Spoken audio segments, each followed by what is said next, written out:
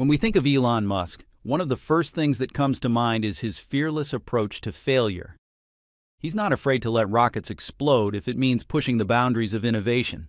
But even Musk has his exceptions. Take the Dragon capsule. Its traditional design is something he's stuck with, convinced it's the only real option.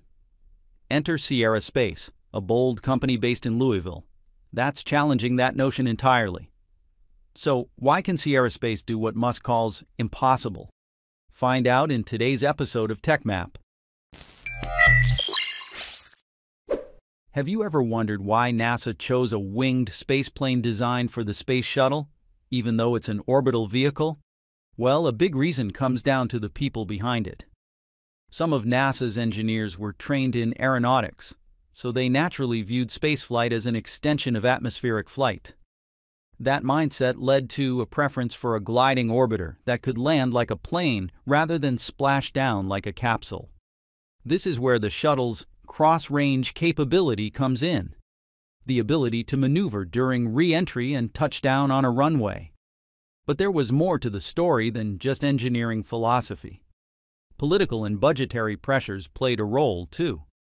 NASA opted for solid rocket boosters instead of more advanced liquid ones, because they were cheaper to develop, even if they weren't technically the best choice. In the end, the shuttle was retired after 30 years, not because it didn't work, but because it was expensive and risky to operate.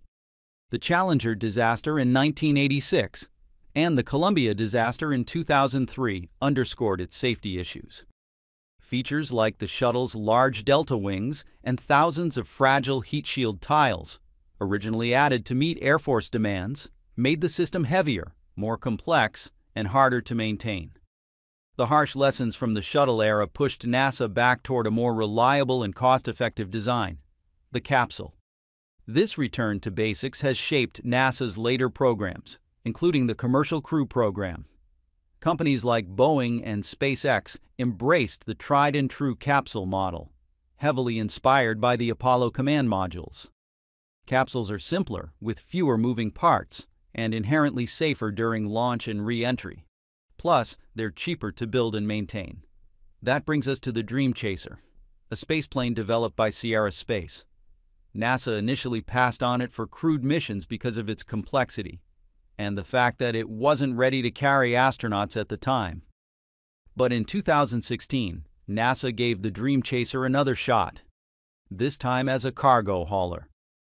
Under the Commercial Resupply Services 2 contract, Dream Chaser was tasked with delivering supplies to the ISS, marking a new chapter for the winged spaceplane concept. Now, all eyes are on Tenacity, the first cargo version of the Dream Chaser, as Sierra Space aims to prove the design can finally deliver, literally. Since its introduction to the world, Tenacity has sparked excitement in the space community, thanks to its visual similarity to NASA's iconic Space Shuttle, but in a sleeker, more efficient package. One of the Dream Chaser's standout features is its adaptability. Unlike the original Space Shuttle, which launched vertically with the help of solid rocket boosters, SRBs, and its own main engines, requiring a massive 7.8 million pounds of thrust, the Dream Chaser doesn't rely on a fixed launch system. It can be launched atop various rockets. That flexibility offers Sierra Space a big advantage, more launch options and built-in contingency plans if a particular rocket isn't available. For cargo missions, Dream Chaser tucks its wings in and fits neatly inside the payload fairings of a rocket. Once in space, it deploys its wings and continues on its journey. In the future, when Dream Chaser is ready for crewed missions, it'll be launched without a payload fairing. This is key for enabling an in-flight abort system.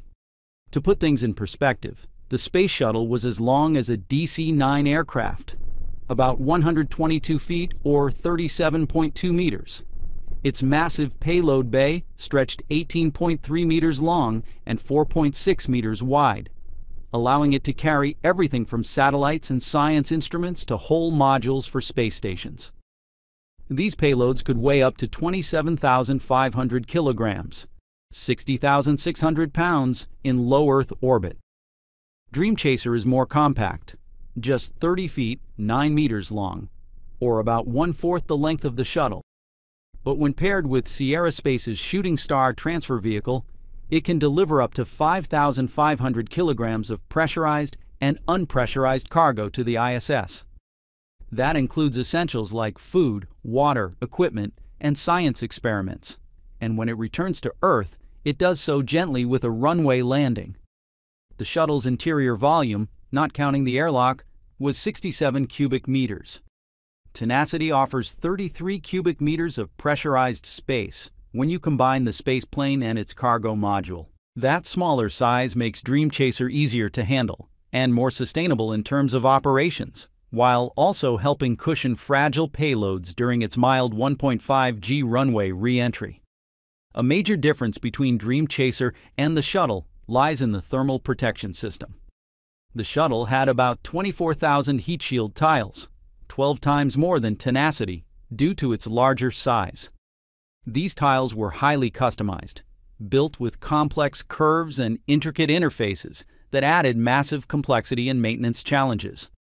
NASA set an ambitious goal: no more than one failure in 108 tiles.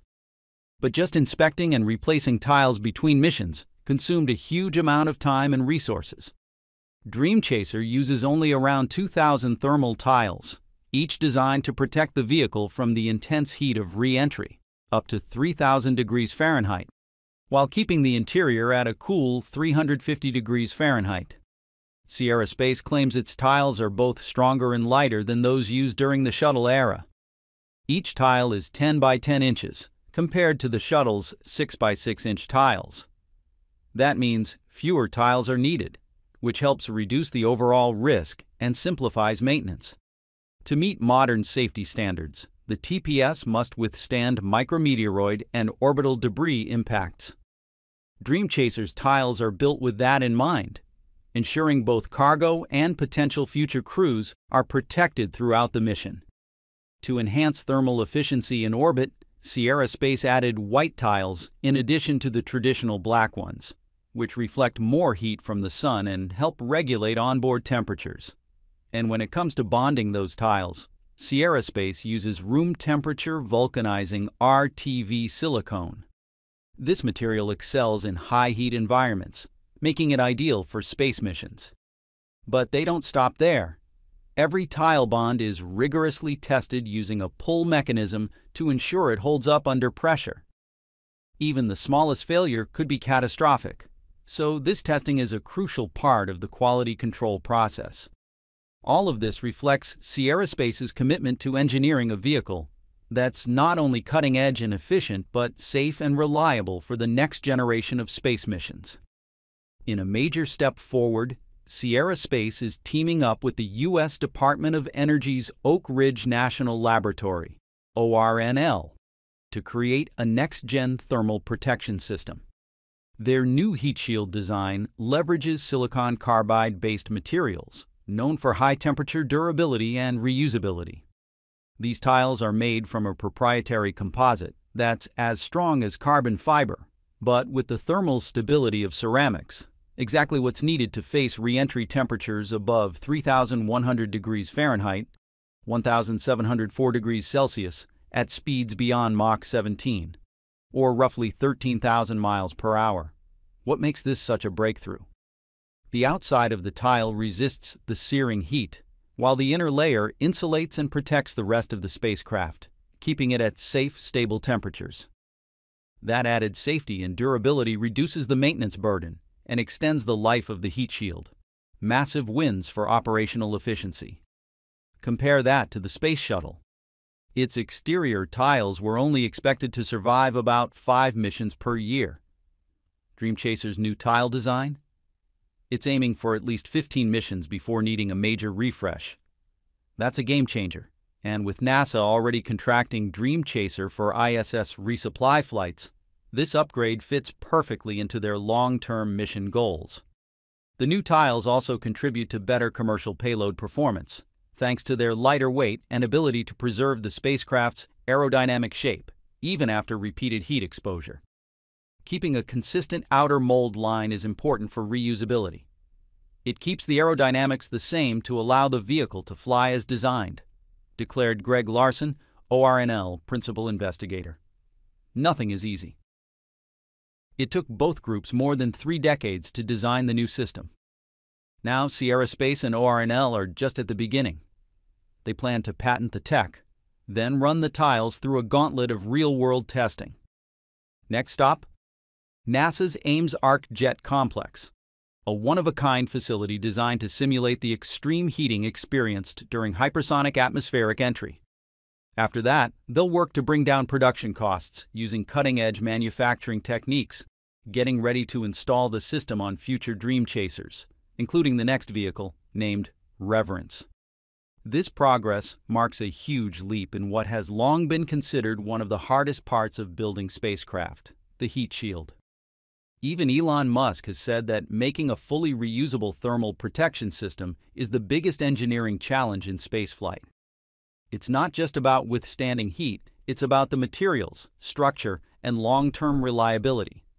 Reusable heat shields must survive re-entry temperatures that can reach up to 7,000 degrees Fahrenheit, well above the melting point of most materials. So, engineers need advanced composites that won't crack, warp, or degrade, even after multiple missions. And unlike ablative shields that burn up on the way down, reusable TPS must remain intact and ready for flight after flight. That demands materials that can handle extreme thermal cycling, without suffering fatigue or structural failure. Cost matters too.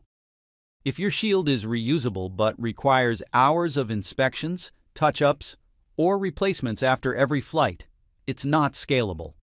The shuttle's heat shield was notorious for that. It had over 20,000 individual tiles that needed constant care. With this new tech, Sierra Space is targeting both safety and affordability by reducing tile count and streamlining inspections. And finally, there's the integration factor. A heat shield can't be an afterthought.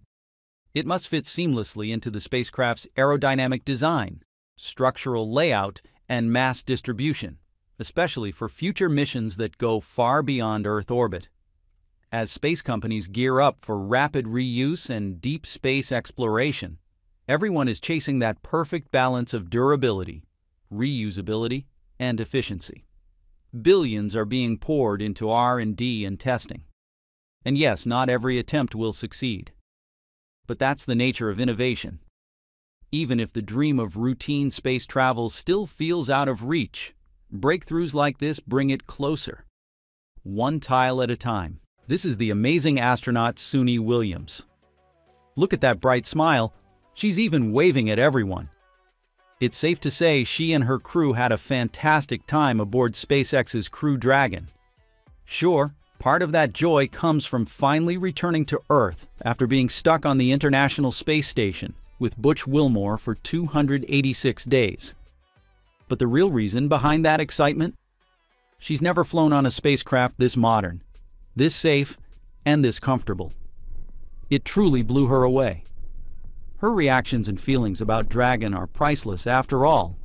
In her 27-year career, she's flown on 4 different spacecraft: NASA's Space Shuttle, Roscosmos Soyuz, Boeing's Starliner, and SpaceX's Dragon. Each one gave her a unique experience, so if she has any feedback, you better believe the project managers of those vehicles are taking notes like crazy.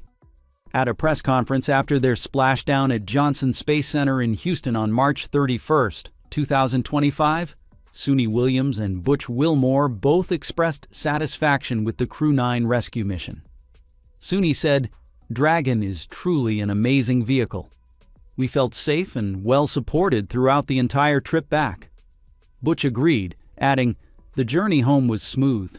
Dragon performed exactly as expected, from leaving the ISS all the way to splashdown. I have full confidence in this system." Both emphasized that Dragon proved its reliability, especially compared to Boeing's Starliner, which left them stranded due to a helium leak and engine failure. All right, let's start with the Starliner.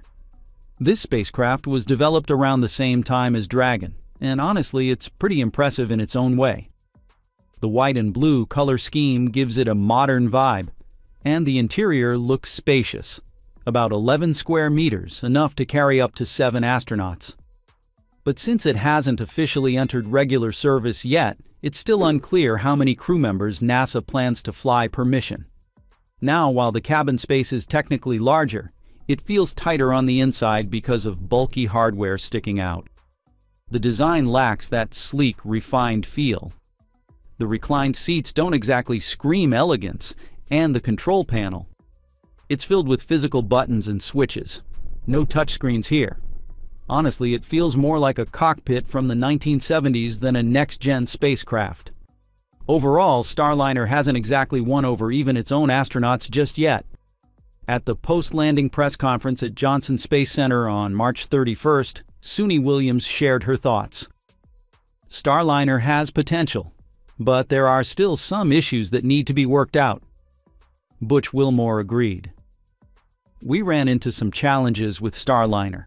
It didn't perform as expected, but I believe Boeing will make the necessary improvements moving forward. Sure, every spacecraft needs time to improve and iron out the kinks. But let's be real, 15 years? That's a long time. And while Starliner's been stuck in development, Dragon has not only launched but taken the lead, both in technology and achievements. At this rate, Dragon seems to be at least a decade ahead. And when it comes to Dragon, we're no strangers to just how impressive this spacecraft really is. Unlike the old-school control panels found on the other 3 vehicles, SpaceX took a leap forward by equipping Dragon with 3 large touchscreens. These displays give astronauts everything they need to know: fuel levels, altitude, environmental conditions, and more, all in one sleek, modern interface. Another big win? Minimal physical buttons. That means fewer distractions, easier control, and a much cleaner, high-tech look. And let's not forget, Dragon is fully automated. From launch to docking and back to Earth, it handles almost everything on its own, no manual piloting required. Even though Dragon offers just 10 square meters of interior space, one less than Starliner, it feels roomier thanks to its smart, efficient layout. The cabin is clean, well-organized, and surprisingly comfortable. Like Starliner, it can carry up to 7 astronauts, though NASA usually flies with 4 for extra space. The seats, wrapped in sleek leather and fully adjustable for each astronaut's comfort. Now here's a game changer. Near the ceiling above the crew cabin, just below the nose cone, Dragon features a modern toilet with a vacuum-based waste system, offering a far better alternative to wearing hot, uncomfortable diapers. Dragon did face issues during the Inspiration 4 mission, when a urine tube came loose, leaking into the fan system. A later check on Crew Dragon Endeavour crew 2 revealed minor leaks under the floor, less serious since the toilet was used briefly. SpaceX quickly responded. Before Crew 3 in October 2021, they replaced the old tubing with a fully welded structure to eliminate weak joints. Since then, the toilet system has worked flawlessly, ensuring comfort and hygiene on every mission. When it comes to the bathroom, Soyuz definitely doesn't have one. It's an old-school design, and old usually means outdated. To put it simply, Soyuz is like Nokia back in the day, once a giant but stuck in the past for lacking innovation. It's compact and pretty cramped, with just about 7 square meters of space and room for only 3 people. Even with just 3 on board, the experience isn't exactly comfortable. Canadian astronaut Chris Hadfield, who flew to the ISS on Soyuz TMA-07M in 2012, described the landing on the Kazakh steppe as extremely rough. He said, "It feels like being thrown down a hill in a car with no suspension, then rolling a few times before coming to a stop." That rough feeling comes from the parachute and thrusters slowing the capsule down, which create very high G-forces. These forces press hard on the astronauts' bodies, causing pain and making them feel dizzy or disoriented for a while. Though the parachute landing isn't the most comfortable, Soyuz seats come with a hefty price tag, around $86 million each. This high cost made Roscosmos lose its edge once Dragon entered the scene. SpaceX's Dragon helped the US fully regain its position in spaceflight, no longer feeling threatened by Russia. There were even some tense moments between the two sides, which is a pretty interesting story, but I'll get to that after we talk about NASA's Space Shuttle. Compared to the legendary Space Shuttle, Dragon definitely falls short in some areas. After all, the shuttle was the pioneer that helped start the International Space Station, a true symbol of cooperation and peace. Shuttles like Atlantis and Discovery had an impressive crew cabin of about 74 cubic meters. That's huge compared to Dragon's 10. It could fit 20 to 25 people theoretically, but NASA limited it to 8 max. Most of that space was actually used for equipment and cargo, like ISS modules, so the living area ended up pretty cramped for the crew. The cockpit was a beast, with over 2,000 buttons, switches, analog dials, and tiny CRT screens straight out of the 1980s. Pilots had to do a lot manually, which made flying and managing the shuttle pretty challenging. You know how it is. The more buttons you have, the harder it is to control. One plus for the shuttle was it had a toilet, located in the living area below the cockpit. But just like Dragon, it had a complicated design and often suffered leaks. Astronaut Suni Williams didn't complain outright, but after her flight STS-116 in 2006, she did mention the cockpit felt cluttered and the seats weren't very flexible, making her 192-day ISS mission uncomfortable. Each space shuttle mission cost around $1.5 billion, covering maintenance, launch, and operations. Over the entire program from 1981 to 2011, NASA spent about $209 billion for 135 missions. That's roughly $1.6 billion per flight. Pretty staggering, right? In contrast, Dragon beats its legendary predecessor by being more modern, much cheaper, fully automated, and giving astronauts a far better experience. Honestly, maybe it's time the US government gave a big thank you to SpaceX and their remarkable Dragon spacecraft, because they've helped put America back on top, no longer reliant on or intimidated by any other nation. So here's why. Since STS-135 landed in July 2011, the Space Shuttle era was over, and NASA had no choice but to rely on Russia's Soyuz. Back in March 2014, after Russia annexed Crimea, a region that was part of Ukraine, tensions with the West exploded. The US and EU hit Moscow with tough sanctions, and Russia fired back. Even space wasn't spared. Moscow began using its Soyuz monopoly to apply pressure, hinting at cutting off access to the ISS. In response, the US and the European Union imposed a wave of economic sanctions, targeting key sectors like energy, finance, and defense. Russia answered with countermeasures, blocking tech exports and limiting global cooperation. And of course, space, once a symbol of international collaboration, wasn't immune. After 2014, Russia's control over astronaut transport became a strategic tool, used to remind the world who held the keys to orbit. In fact, Dmitry Rogozin didn't hide his sarcasm when he said, "The US should send astronauts to the space station by trampoline." Why was he so bold? Because at that time, Russia had a monopoly on ferrying astronauts to the ISS, thanks to their Soyuz spacecraft. Not willing to stay cornered, NASA placed a big bet, billions of dollars, to find companies that could bring crew launches back to American soil. Shortly after, 2 players stepped up: SpaceX with Dragon and Boeing with Starliner. The next part, you've probably seen how it played out. Dragon kept knocking it out of the park, mission after mission. And Starliner, still stuck on the launch pad, delay after delay. Let me tell you how Dragon shattered Russia's political leverage in space.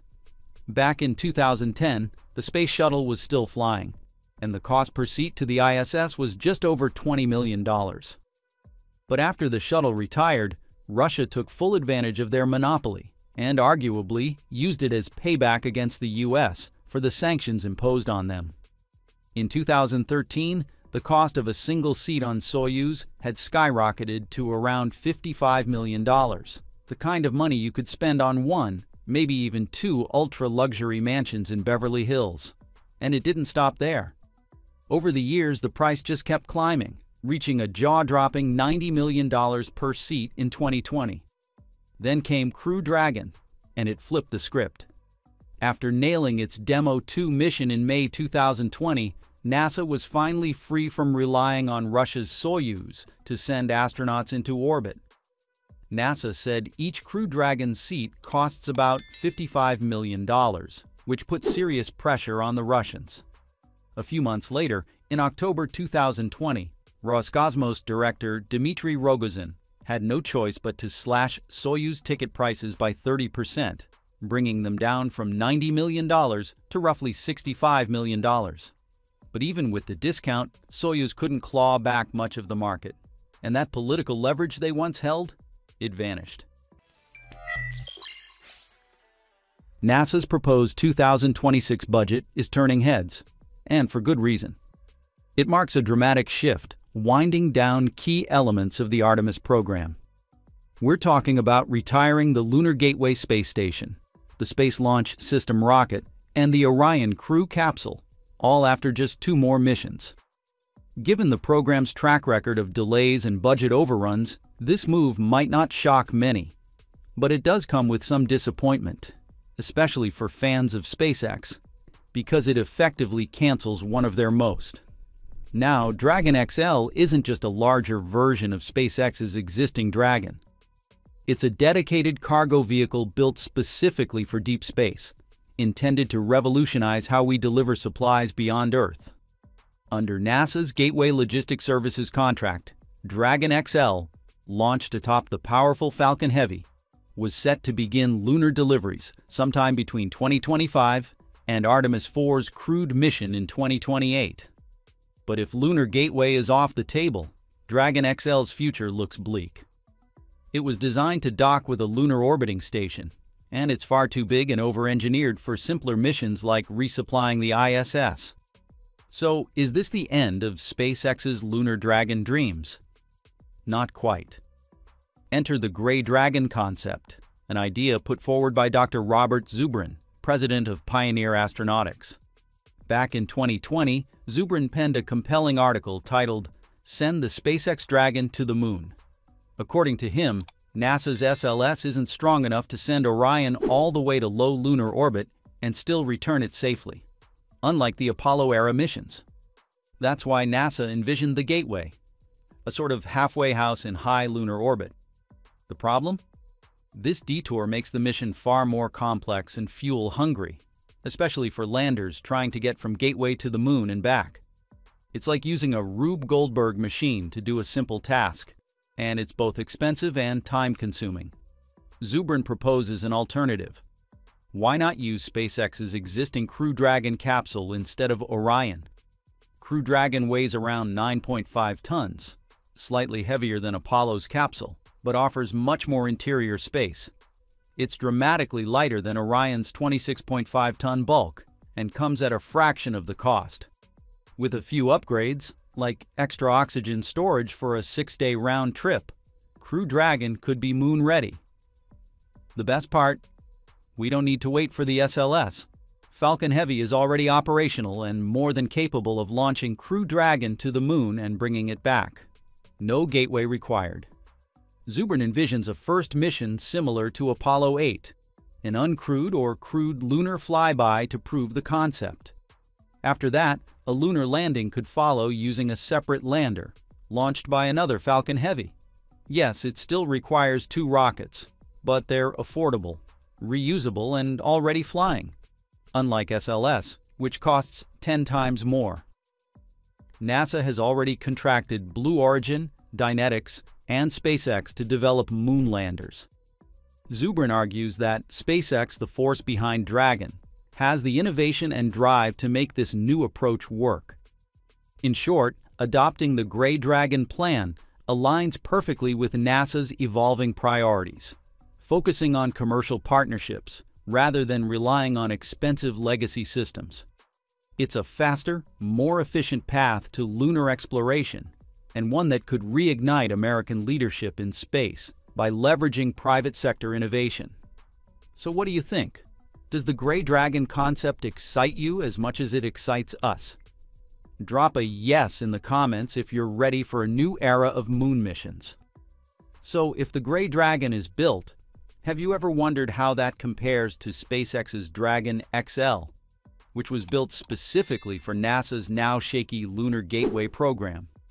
Let's start with the Dragon XL. This big boy was designed to be NASA's trusty lunar delivery truck. Think of it as the UPS of the moon. Its main job is to haul cargo, not people. It's capable of delivering up to 7.6 tons of supplies, 5 tons pressurized and 2.6 tons unpressurized. Now here's the catch. Dragon XL isn't coming home. It's expendable. Once the mission's done, it undocks and drifts into a heliocentric, sun-centered orbit, basically retired forever. That means no heat shield, no parachutes, no return systems. And because of that, it's lighter, cheaper, and optimized purely for cargo. It launches aboard the Falcon Heavy and can stay docked to the Gateway for up to 12 months, acting like a storage unit and science lab in lunar orbit. Efficient? Sure. Reusable? Not really. Now let's flip the script. The Gray Dragon isn't real yet. It's more of a concept, proposed by space visionary Dr. Robert Zubrin. But if it were built, it would change everything. This would be a crude version of the Dragon spacecraft, modified to fly directly from Earth to the Moon, and back again. No gateway in the middle, just a straight Earth-Moon-Earth trajectory, Apollo style. Because it's carrying astronauts, it needs to be fully loaded with life support systems, radiation protection, and crew accommodations for a round-trip lunar journey. And unlike the Dragon XL, this spacecraft is designed to survive re-entry, so it keeps the classic heat shield, parachutes, and all the tech that brings your astronauts safely back to Earth.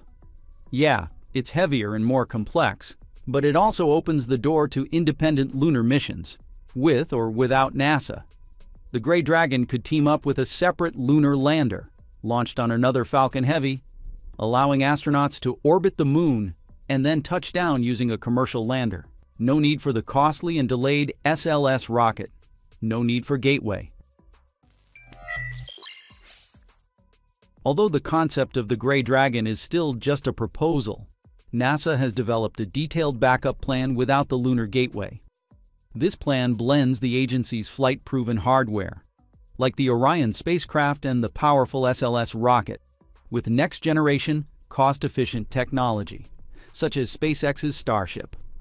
The mission begins at Launch Pad 39B at NASA's Kennedy Space Center in Florida, scheduled in mid-2027, where 4 highly trained astronauts, drawn from one of the most diverse astronaut corps in history, will lift off aboard the SLS. Their 30-day journey will kick off with a ride into Earth orbit. There, they'll carry out system checks and adjust Orion's solar panels.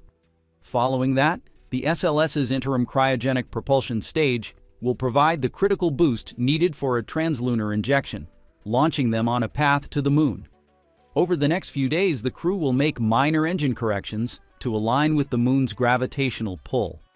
At the perfect moment, Orion will execute 2 engine burns to enter a specialized lunar orbit known as the Near Rectilinear Halo Orbit, NRHO.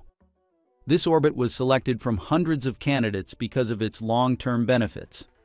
It provides continuous communication with Earth, access to diverse lunar landing sites, and fuel efficiency thanks to its gravitational balance between Earth and the Moon. NRHO was originally intended to host the Gateway Lunar Station, a future hub for Artemis missions. Meanwhile, SpaceX's Starship human landing system will be fully prepped for its lunar debut. Its job: rendezvous with Orion in lunar orbit, ferry astronauts down to the Moon, and return them afterward. Before the crew even launches, SpaceX will send a propellant depot into Earth orbit. Reusable tankers will then make several trips to fill it up. After that, an uncrewed Starship will launch, link up with the depot, fuel up, and perform its own translunar injection burn. It'll cruise for about 6 days to reach NRHO, where it'll wait for the astronauts. Once both Orion and Starship arrive in NRHO, they'll dock to prepare for the first moon landing of the 21st century. 2 astronauts will transfer to Starship, while the other 2 stay aboard Orion. Orion will then undock and maintain its orbit around the moon, an orbit that lasts approximately 6.5 days, matching the duration of the surface mission. As Orion completes its orbit, the astronauts on the surface will wrap up their groundbreaking exploration and lift off to reunite with Orion for the journey home. This is when human space exploration takes a giant leap forward.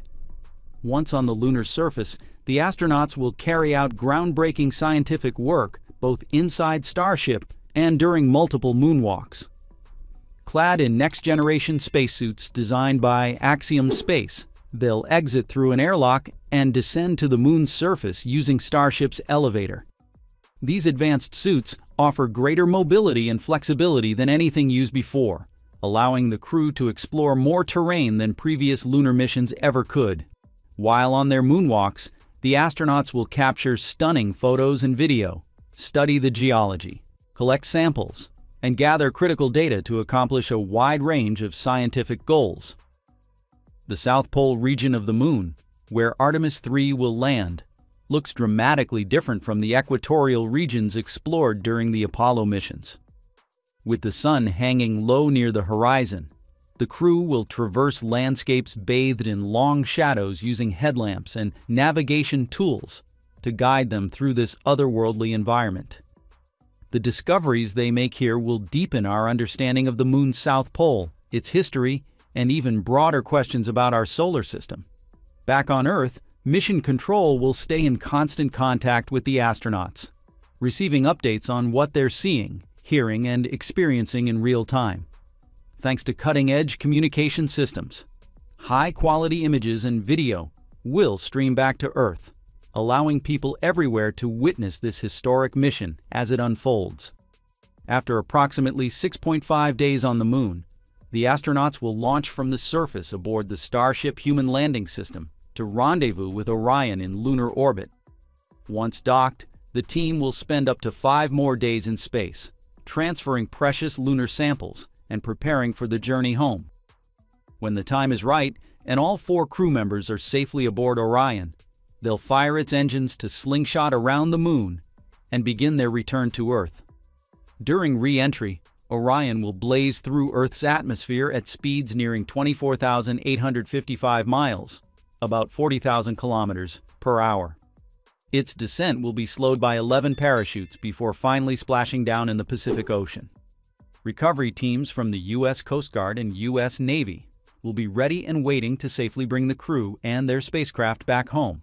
As of 2025, SpaceX's Dragon has solidified its place as the most capable spacecraft for carrying both crew and cargo, outperforming any other in the world. It's no surprise that NASA, the world's leading space agency, trusts Dragon above all others, especially after its flawless track record in missions like Crew 10 and CRS-32 earlier this year. And of course, that trust didn't just come out of nowhere. It's the result of all the hard work and dedication SpaceX put into building this spacecraft. From the inside out, Dragon is built to perfection. It's not just sleek and compact, it's solid, reliable, and designed with crew safety as the top priority. That's why every astronaut who's flown on it doesn't want to go back to the cramped, outdated Soyuz from Roscosmos or Boeing's glitch-prone Starliner. Take Soichi Noguchi, a renowned Japanese astronaut, for example. He's completed 3 space missions. First on the U.S. Space Shuttle in 2005, then on Russia's Soyuz in 2009. And most recently, he made history as the first astronaut to fly on SpaceX's Crew Dragon during NASA's Crew 1 mission. When asked which one was his favorite, Noguchi didn't hesitate. Dragon is the best. I felt like Dragon was truly ready to fly. It was really exciting to ride, and those 2 days on board were some of the most memorable moments of my life. So, what is it about this spacecraft that left such a strong impression on him? Let's start with its striking design. Crew Dragon is made up of 2 main parts. The crew module and the trunk.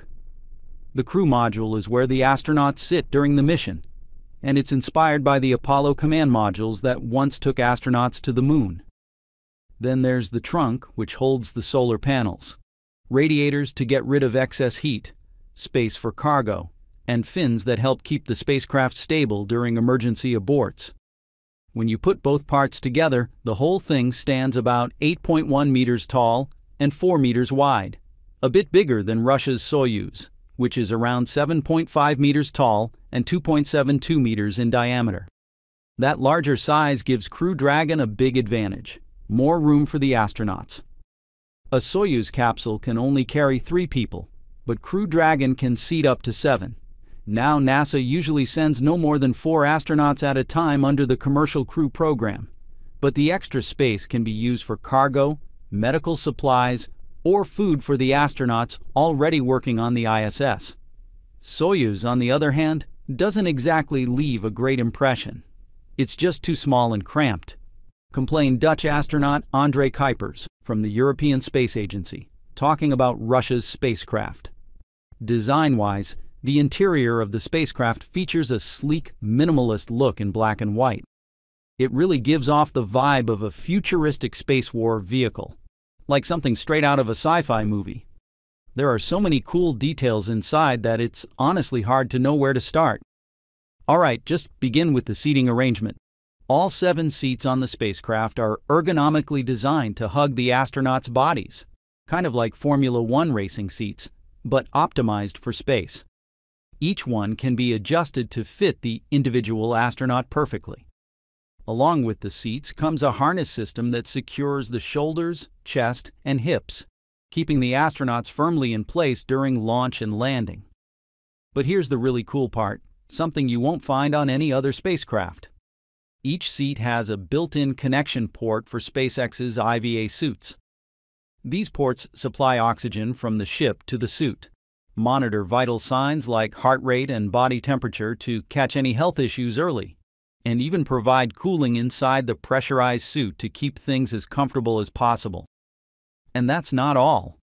According to SpaceX engineer John Federspiel, the company wanted to make Crew Dragon feel like a true 21st century spacecraft.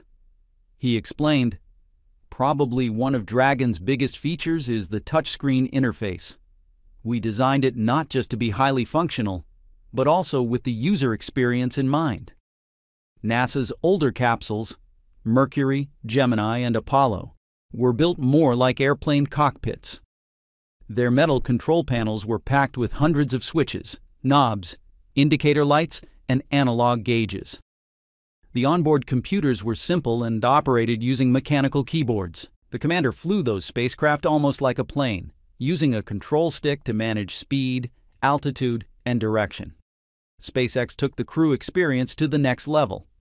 Crew Dragon is equipped with 3 large touchscreen displays, each around 17 inches, placed right in front of the seats for easy access. These screens completely replace the old-school buttons and switches. The touchscreens show live camera feeds, sensor data, flight information, orbital tracking, and spacecraft status. They also let astronauts control systems like communications, navigation, and environmental checks. And just in case something goes wrong, there are a few physical emergency buttons placed below the screens.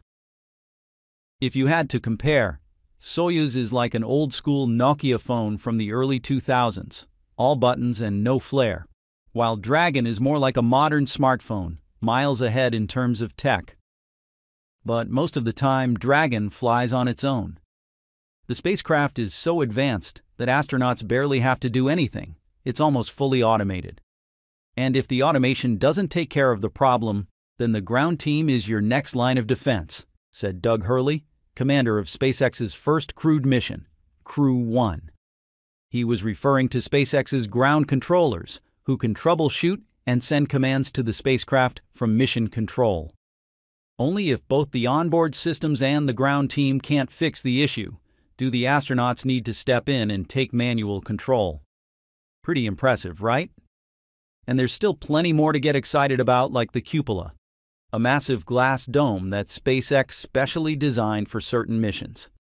Instead of the usual docking nose cone used to connect with the ISS, the cupola is swapped in to give passengers a front-row seat to the universe. It's not a permanent feature on every Crew Dragon, but it's used on special flights like the Inspiration 4 mission. This dome offers a breathtaking 360-degree view of space, Earth, and the stars. An unforgettable experience for astronauts or space tourists. Billionaire Jared Isaacman, who got to gaze out from the cupola, said it gave him a real sense of connection to the universe. Honestly, that's a far more awe-inspiring view than anything you'd get on Blue Origin's New Shepard, a spacecraft better known lately for its 6 women drama than for its view. And hold on, we've saved the best for last. While astronauts on Soyuz, or even Boeing's upcoming Starliner, probably have to wear diapers during the ride to the ISS or the return to Earth, Crew Dragon takes things to a whole new level. Why? Because those spacecraft don't have a toilet. But Dragon does. In true SpaceX fashion, they really thought of everything. They installed a toilet near the cupola dome. Imagine doing your business with a view of Earth. According to NASA astronaut Doug Hurley, who flew on the first Crew Dragon mission, the toilet works similarly to the ones used on the old Space Shuttle. It uses a vacuum system to handle waste in zero gravity. Hurley said it worked very well and didn't cause any issues during the mission. So think about it. With all those amazing features on Dragon, who'd even want to ride on anything else, right? But here's something SpaceX has never really talked about publicly. Developing Dragon wasn't all smooth sailing. In fact, I'd go as far as to say it was kind of heartbreaking. This spacecraft was made possible largely thanks to NASA's Commercial Crew Program back in 2014. Under that program, SpaceX was awarded $2.6 billion to develop Crew Dragon. But here's the catch. That money wasn't nearly enough. SpaceX had to chip in an extra $500 million or more out of its own pocket just to finish the spacecraft, which put the company under serious financial pressure at the time. What's even more surprising, Boeing, also part of the same program, received a whopping $4.2 billion to build Starliner, all because NASA considered Boeing's proposal more trustworthy. In the 2014 bidding phase, Boeing didn't take SpaceX seriously. John Elbin, their commercial crew chief, mocked SpaceX for only launching a few rockets a year, and even made fun of Elon Musk's flashy Crew Dragon reveal, calling it all smoke and lights, no substance. Then in 2016, NASA gave Boeing an extra $287 million to keep Starliner on schedule. But SpaceX didn't get the same kind of support. Moreover, NASA imposed especially strict safety standards on Crew Dragon. After all, this was the first crewed spacecraft ever built by a private company. SpaceX had to go through extra testing, from leak checks on the pressure vessel to life support evaluations, and even proving the capsule could float safely after splashdown. These added requirements drove up costs and delayed the timeline. Yet unlike Starliner, Crew Dragon never got any extra funding to help cover it. All that doubt and favoritism only pushed SpaceX to prove themselves even harder. People say the quickest way to spoil a child is to give them everything they want. And in a way, that's exactly what happened with Starliner. NASA's generous treatment of Boeing may have led to comfort, but also to delays and repeated failures. Meanwhile, SpaceX. It was NASA's tough love, the lack of extra support, the strict demands that pushed them to create Dragon, the most successful crew spacecraft in operation today. It's honestly kind of ridiculous. Just look at Starliner. Their first orbital flight test in December 2019 was a total flop. The spacecraft couldn't even reach the ISS because of a software error. They had to cancel the planned OTF-2 mission just to go back and fix the thing. Boeing ended up reporting a $410 million loss in Q1 of 2020, all tied to Starliner's delays. Meanwhile, around the same time, SpaceX was making history. Their first crewed flight, Demo 2, successfully carried NASA astronauts Bob Behnken and Doug Hurley to the ISS. Crew Dragon docked perfectly and brought them home safely on August 2nd, 2020. Then in 2021, Starliner's second orbital test flight OTF too got delayed again, this time because of corroded valves in its propulsion system. The mission was grounded again, and by the end of that year, Boeing's cumulative losses on the program had ballooned to around $800 million. And guess what SpaceX was doing that same year? Crew Dragon completed multiple successful missions, like Crew 2 and Crew 3, each sending 4 astronauts to the ISS for 6-month stays. Oh, and that's not all. SpaceX also pulled off Inspiration 4, flying 4 non-professional astronauts into orbit for 3 days. No hiccups, no drama. Just a smooth, history-making ride that proved how safe and reliable the spacecraft really is. Victory after victory, it was like a slap in the face for Boeing. These missions firmly established Crew Dragon as NASA's go-to ride to space. And it's still holding that title strong in 2025. Yeah, we're all pretty excited about the possibility of Flight 9 lifting off at the end of this month. We're looking forward to seeing that shiny, sleek beast up close, with 33 roaring Raptor B-14 engines blasting the booster into the sky, plus 6 more on the Starship stage firing it into orbit. If things go as planned, it could be a breathtaking moment for anyone who loves space and believes in SpaceX's vision. But the real tension would come when the booster returns. It's always nail-biting to watch it carefully guided toward Mechazilla, like a mother reaching out to catch her child. One small mistake, though, and the whole launch tower could be wiped out in seconds. And the risk gets even higher with Flight 9, because it'll be the first time SpaceX attempts to reuse a booster, Booster 14. They've never done this before. Landing it back on the launch tower would be insanely risky. Maybe that's why this time they're not even trying to catch it. Instead, the booster will perform a controlled splashdown in the ocean. But before we get to the landing, let's take a look at why SpaceX chose to bring Booster 14 back for another flight.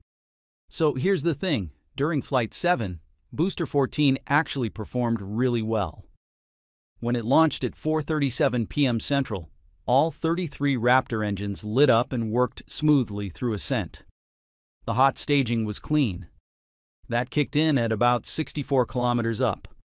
Then it pulled off a solid boost-back burn, flipped around, and headed back toward the Gulf. Even the reignition worked. All 13 Raptors fired back up, and the final landing burn with the center 3 engines went just as planned. That made Booster 14 only the second Super Heavy to be successfully recovered. And the best part? It came back in great shape, no serious damage. So SpaceX moved fast. They inspected it, ran tests, and got it ready for another shot.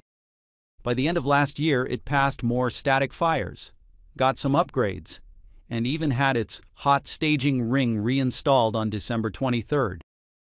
Since then, it's been fully prepped for one thing, Flight 9.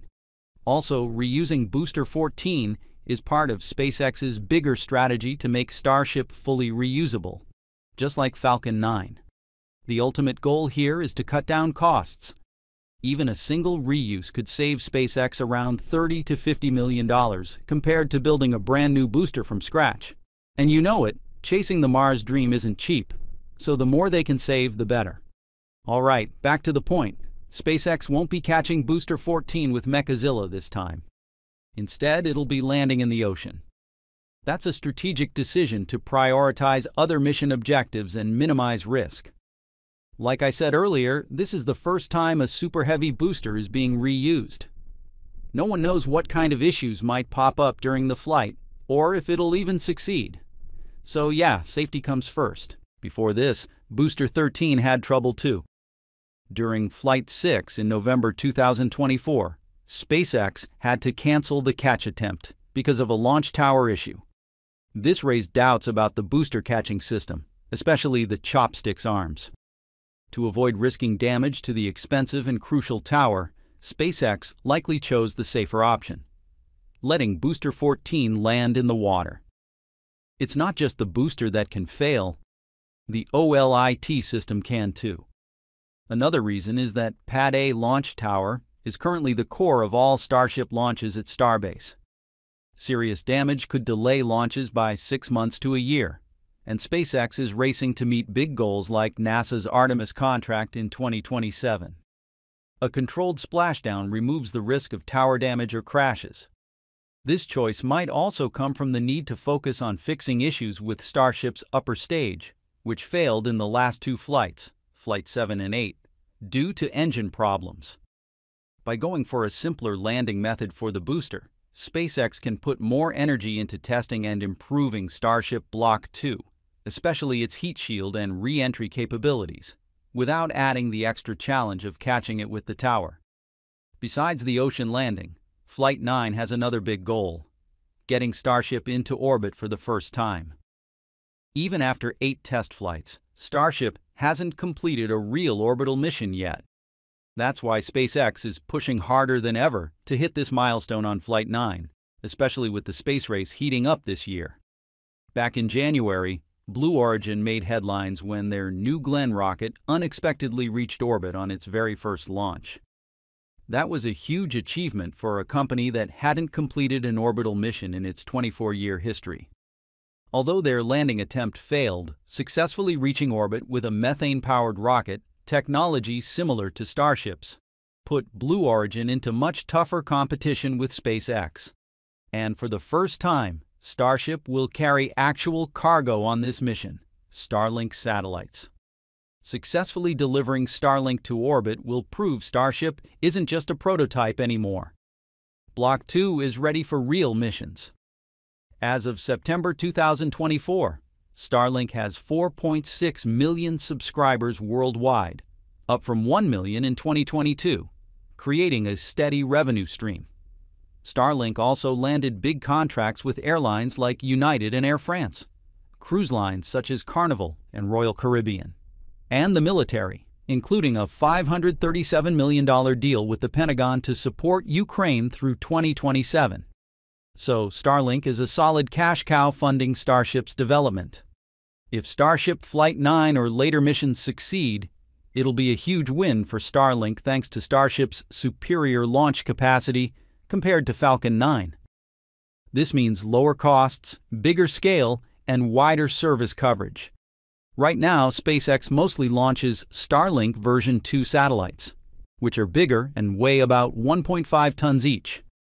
Falcon 9 can only carry around 15 to 20 of these V2 satellites per launch, while Starship could launch hundreds, estimated between 100 to 200 V2 satellites at once. More satellites mean better service, more customers, and massive cost savings.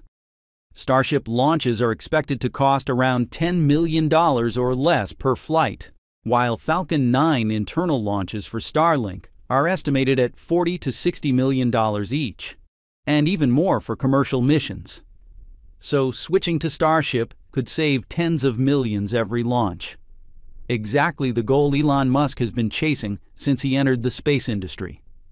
Break the monopoly and drive costs down to the bare minimum. Those are the big goals of Flight 9, but that's not all.